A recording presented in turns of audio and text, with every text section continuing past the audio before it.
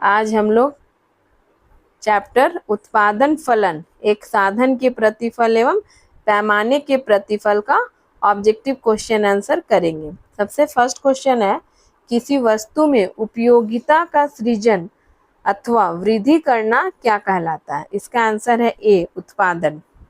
Second question है, निम्नलिखित में से कौन उत्पादन की अवधारणा में सम्मिलित है?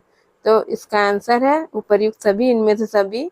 कुल उत्पाद, टोटल प्रोडक्ट, सीमांत उत्पाद, मार्जिनल प्रोडक्ट, औसत उत्पाद, एवरेज प्रोडक्ट। शॉर्ट में टीपी, एमपी और एपी लिखते हैं हम लोग। क्वेश्चन नंबर 3, किसी एक निश्चित समय अवधि में उत्पत्ति के साधनों का प्रयोग करके उत्पादित की गई वस्तुओं और सेवाओं की कुल मात्रा को क्या कहते हैं? इसका आंसर है कुल उत्पाद, TP, total product. Question number 4, निम्नलिखित में से कौन कुल उत्पाद टीपी का सूत्र है? तो इसका आंसर दोनों ही है। पहला TP is equals to sigma MP, यानी सारे एमपी को अगर हम क्रमशः जोड़ते जाएंगे तो टीपी प्राप्त होगा। और दूसरा है TP is equals to AP into L. बता देते हैं एपी मतलब क्या हुआ। एपी का फुल फॉर्म हुआ एवरेज प्रोडक्ट और एल हो गया श्रम, लेबर।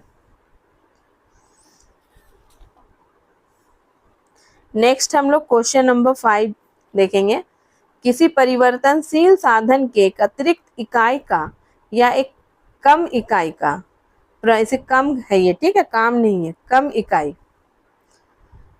का प्रयोग करने से कुल उत्पाद में जो अंतर आता है उसे क्या कहते हैं? इसका उत्तर है बी, सीमांत उत्पाद। कम को करेक्शन कर लीजिएगा, काम, हाँ ठीक।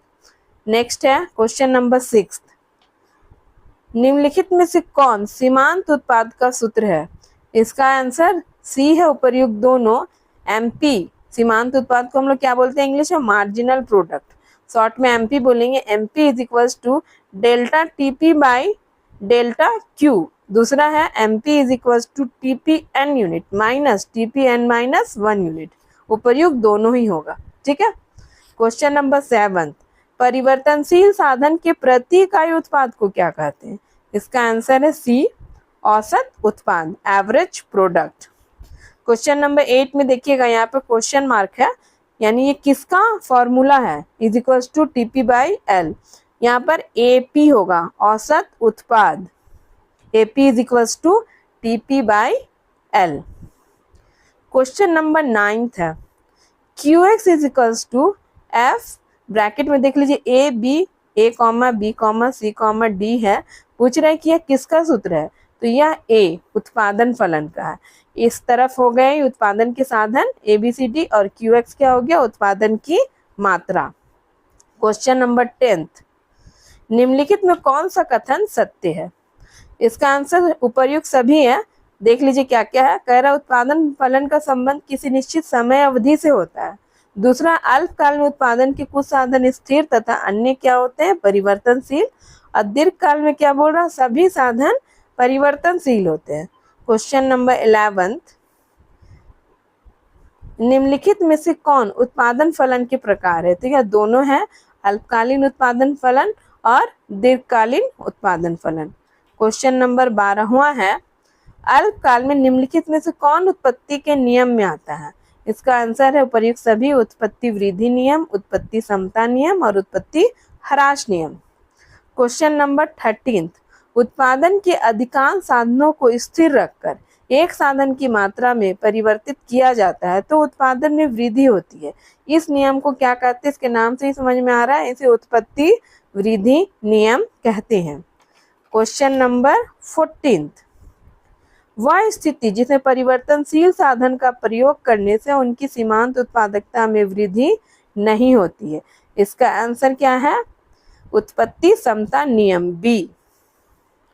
क्वेश्चन नंबर 15, वह स्थिति जब किसी एक या अधिक साधनों को स्थिर रखा जाता है तो उत्पादक के परिवर्तनशील साधनों के अनुपात में वृद्धि करने से उत्पादन पहले बढ़ते हुए है, ठीक है, बढ़ते हुए अनुपात में बढ़ता है, फिर समान अनुपात में तथा उसके बाद घटते अनुपात में बढ़ता है। क्या कहलाता है? तो यह दोनों ही कहलाएगा। पहला क्या है? परिवर्तनशील अनुपात का नियम, और दूसरा घटते बढ़ते अनुपात का नियम, इसे लॉ ऑफ वेरिएबल प्रोपोर्शन भी कहते हैं। क्वेश्चन नंबर 16, पैमाने के प्रतिफल का संबंध किससे है? तो इसका आंसर क्या है? बी, दीर्घकाल। 17, उत्पादन फलन में उत्पादन किसका फलन है? इसका आंसर क्या है? बी, उत्पत्ति के साधनों का। क्वेश्चन नंबर 18, उत्पत्ति ह्रास नियम लागू होने का मुख्य कारण क्या है? इसका आंसर है सी, दोनों। साधनों की एक तो सीमितता होती है और बोरा साधनों का अपूर्ण स्थानापन्न होता है। क्वेश्चन नंबर 19, अल्पकालीन उत्पादन फलन की व्याख्या निम्नलिखित में से किस नियम के द्वारा किया जाता है? इसका आंसर है बी, परिवर्तनशील अनुपात के नियम के द्वारा। क्वेश्चन नंबर 20वां है, दीर्घकालीन उत्पादन फलन का संबंध निम्न में से किससे है? तो इसका आंसर है सी, पैमाने के प्रतिफल नियम से। 21वां क्वेश्चन है, अल्पकालीन उत्पादन की दशा में एक विवेकशील उत्पादक किस अवस्था तक उत्पादन करना पसंद करता है? इसका आंसर है बी, द्वितीय अवस्था। 22वां, परिवर्तनशील अनुपात का नियम उत्पादन की 3 अवस्थाओं की चर्चा करता है। उत्पादन के प्रथम चरण में पूछ रहा है क्या होता है? तो इसमें क्या है? सीमांत उत्पाद और औसत उत्पाद दोनों बढ़ता है, ए। क्वेश्चन नंबर 23वां, वह कौन सा समय है जिसमें उत्पादन के सभी साधन परिवर्तित किए जा सकते हैं? इसका आंसर क्या हो जाएगा? बी, दीर्घकाल। क्वेश्चन नंबर 24वां, अल्पकालीन उत्पादन प्रक्रिया में निम्नलिखित में कौन से साधन होते हैं? इसमें क्या होगा? दोनों होगा, कुछ साधन स्थिर है और कुछ परिवर्तनशील है। क्वेश्चन नंबर 25वां, जो वक्र पहले बढ़ता है और स्थिर होकर घटना प्रारंभ होता है वह कौन सा वक्र है? इसका आंसर क्या है? उपर्युक्त सभी यानी टीपी कुल उत्पाद, एमपी सीमांत उत्पाद, औसत उत्पाद, सभी शुरू में क्या होते हैं? बढ़ते हैं, फिर अपने मैक्सिमम लेवल में पहुंचने के बाद वो घटना प्रारंभ करते हैं। क्वेश्चन नंबर 26वां, उत्पादन का सक्रिय साधन है तो कौन है? बी, श्रम। क्वेश्चन नंबर 27 है, उत्पाद वक्र की आकृति कैसी होती है? इसका आंसर है डी, उल्टे युग आकार का। क्वेश्चन नंबर 28वां, जब कुल उत्पादन अधिकतम होता है तब सीमांत उत्पाद क्या होगा? इसका आंसर है सी, 0 होता है। क्वेश्चन नंबर 29वां है, औसत उत्पाद सीमांत उत्पाद के बराबर कब होता है? तो इसका आंसर है ए, जब औसत उत्पादन क्या होता है? अधिकतम होता है। क्वेश्चन नंबर 30वां है, दो समुत्पाद रेखाओं के बीच की दूरी क्या व्यक्त करती है? इसका आंसर है ए, उत्पादन स्तर में अंतर।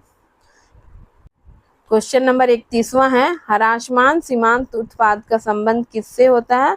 तो इसका आंसर है ए, अल्पकाल से।